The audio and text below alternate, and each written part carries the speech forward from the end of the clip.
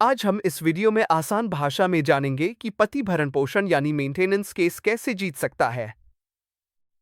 भारत में भरण पोषण के नियम मुख्य रूप से महिलाओं और बच्चों की सुरक्षा के लिए हैं, लेकिन इसका मतलब यह नहीं कि पति के पास बचाव के रास्ते नहीं हैं।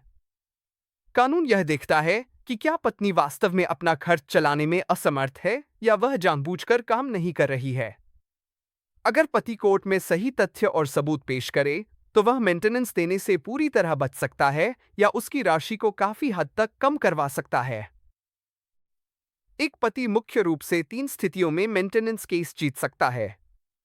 पहला, यदि पत्नी अडल्ट्री में रह रही है, यानी उसके किसी अन्य व्यक्ति के साथ संबंध है।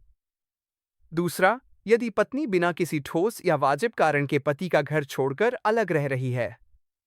और तीसरा, यदि पत्नी पढ़ी लिखी है और उसके पास आय के पर्याप्त स्रोत है। इन आधारों को साबित करने पर कोर्ट मेंटेनेंस की अर्जी को खारिज कर सकता है। मेंटेनेंस केस में दस्तावेजी सबूत ही सबसे बड़ी ताकत होते हैं। पति को पत्नी की आय के प्रमाण जैसे salary slip, bank statement, joining letter या उनके सोशल मीडिया पोस्ट्स पेश करने चाहिए जो उनकी लग्जरी लाइफस्टाइल दिखाते हों। साथ ही पति को अपनी खुद की देनदारियां, जैसे बूढ़े माता पिता का इलाज, छोटे भाई बहनों की पढ़ाई और अपने कर्ज का ब्यौरा भी देना चाहिए, ताकि कोर्ट केवल नेट इनकम के आधार पर ही फैसला ले। अक्सर पत्नी द्वारा केस दर्ज होते ही इंटरिम मेंटेनेंस की मांग की जाती है।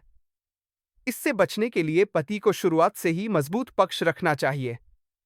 यदि पत्नी बिना कारण अलग रह रही है, तो पति सेक्शन 9 आरसीआर यानी दाम्पत्य अधिकारों की बहाली का केस डाल सकता है, जो मेंटेनेंस केस में एक मजबूत बचाव साबित होता है।